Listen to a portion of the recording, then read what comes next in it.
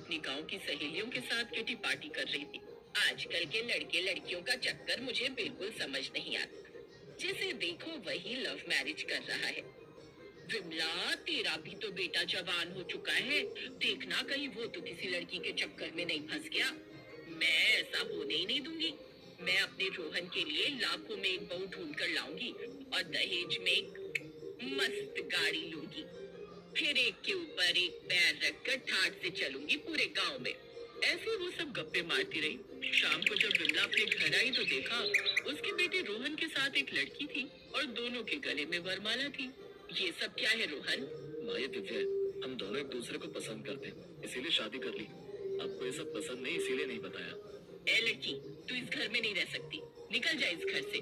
दिव्या एक मुंहफट और तेज तर्रार लड़की थी। उसने चिल्लाते हुए कहा, क्यों निकल जाऊं मैं? हाँ, मैं रोहन से शादी करके आई हूँ। अगर मुझे इस घर से निकालने की या मुझ पर अत्याचार करने की जरा भी कोशिश की तो मैं पुलिस में कंप्लेंट कर दूंगी। तुम सब पूरी जिंदगी जेल में चक्की पीसोगे, समझे? इतना कहकर दिव्या अपने कमरे में चली गई। विमला का दिमाग खराब हो गया। किस बदतमीज लड़की से शादी कर ली है तूने? इतना कहकर विमला भी गुस्से में अपने कमरे में चली गई। वो कुछ कर भी नहीं सकती थी। रात को जब दिव्या खाना बनाने गई तब, मेरे लिए पालक पनीर बनाना। ये घर है, कोई होटल नहीं जो सबके लिए बना रही हूँ, वही खाना पड़ेगा। और मैं कोई जहर नहीं बना रही। ऐसे जब देखो तब इन दोनों सास बहुओं के बीच जंग हुआ करती थी। कहाँ विमला का सपना था दहेज में कार लेने का, और मिल गई उसे मुंहफट बहू। दिव्या भी रोहन के ऑफिस जाने के बाद हर रोज तैयार होकर कहीं जाया करती थी। ऐसे दिन बीत रहे थे। फिर एक दिन जब रोहन काम पर गया हुआ था तब विमला की सहेलियां उसके मजे लेने उसके घर टपक पड़ी। और विमला, कैसी चल रही है तेरी कार? बहू तेरी सुनती भी है या नहीं? तभी दिव्या तैयार होकर अपने कमरे से बाहर निकली। दिव्या, हम लोगों के लिए चाय बना कर ला। मैं कोचिंग जा रही हूँ, एक नौकरी के इंटरव्यू की तैयारी कर रही हूँ मैं। इस घर की बहू होकर नौकरी करेगी तू? चल जा, जाकर चाय बना कर ला। दिव्या आग बबूला हो गई। मैं आपकी नौकरानी नहीं हूँ, ना ही आपने मुझे खरीद रखा है। मेरा जो मन होगा वो करूंगी। मैं वो पुराने जमाने की बहू नहीं हूँ जिन्हें आप जैसी सास दबा कर रखती थी। इतना कहकर दिव्या वहाँ से चली गई। बड़ी आई, यही है तेरी लाखों में एक बहू। चलो बहनों, घर चलते हैं। इधर विमला का चेहरा गुस्से से लाल हो चुका था। किस्मत ही खराब है मेरी। जैसा सोचा था वैसा कुछ भी नहीं हुआ। ना ही दहेज में गाड़ी मिली और ना ही पैसे। क्या फायदा हुआ शादी करने का? इस चुड़ैल को तो इस घर से निकालना ही होगा। अगले दिन रोहन के काम पर जाने के बाद विमला गांव में किसी पंडित जी से मिली। पंडित जी, आपसे तो कुछ छुपा नहीं है। आप तो सब जानते हो। मुझे बस कोई अच्छी सी लड़की ढूंढ कर दे दो जिससे मैं अपने बेटे की फिर से शादी करूंगी और उस डायन को बाहर कर दूंगी। आपके बेटे के लिए एक लड़की है। ठीक है पंडित जी, आप इसे मेरे घर भेज देना। विमला अपने घर आकर बैठी ही थी कि थोड़ी देर बाद पंडित जी द्वारा भेजी हुई लड़की रागिनी आ गई। अरे आओ आओ, आराम से बैठो। तुम इस घर की बहू बनने वाली हो। सामने किचन है, हम दोनों के लिए चाय बना कर लाओ। शर्माओ मत, तुम्हारा ही घर है। जी माँ जी। रागिनी चाय बनाने लगी।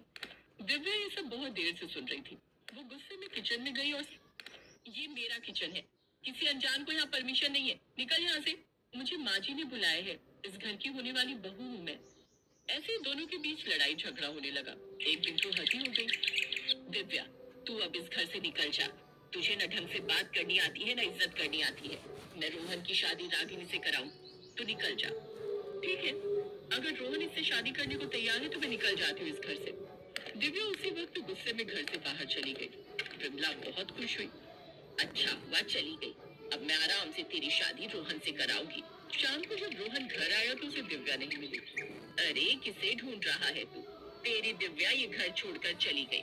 लेकिन तू टेंशन ना ले, मैं तेरी शादी इस लड़की से कराऊंगी। मुझे किसी से शादी नहीं करनी। मैं जा रहा हूँ दिव्या को ढूंढने। रोहन अपनी बीवी को ढूंढने चला गया। रात को उधर विमला और रागिनी गप्पे मारने लगी। माँ जी, मुझे नींद आ रही है, मैं सोने जा रही हूँ, आप भी सो जाइए। मुझे नहीं लगता रोहन जितनी जल्दी आएंगे। सही कह रही है तू, बड़े दिनों बाद सुकून की नींद सो पाऊंगी मैं। विमला अपने कमरे में जाकर सो गई। कुछ देर बाद अचानक बर्तन गिरने की आवाज से विमला की नींद खुल गई। अभी भी कुछ अजीब सी आवाजें आ रही थी। ये आवाजें कैसी? कहीं चोर तो नहीं घुस आया? देखना पड़ेगा। विमला दबे पांव आई तो देखा रागिनी घर का सामान चोरी कर रही थी।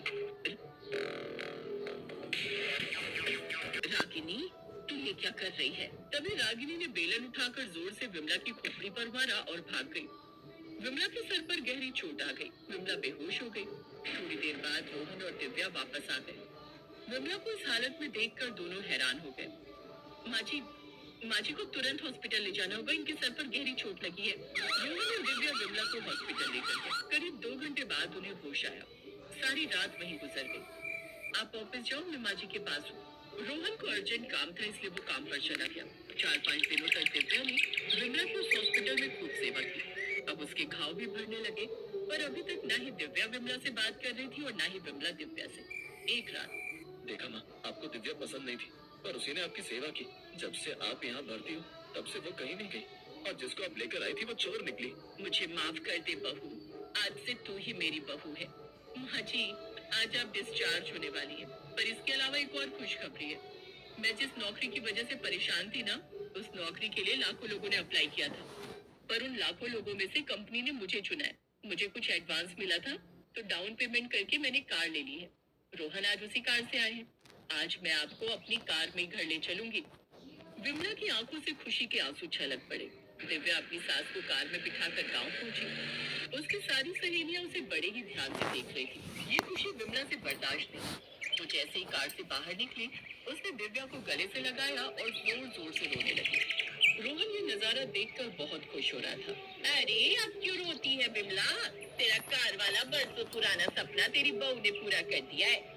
अब हर रोज ठाट से घूमना इस गाड़ी में। उस दिन के बाद रोहन, दिव्या और विमला खुशी खुशी एक साथ रहने लगे।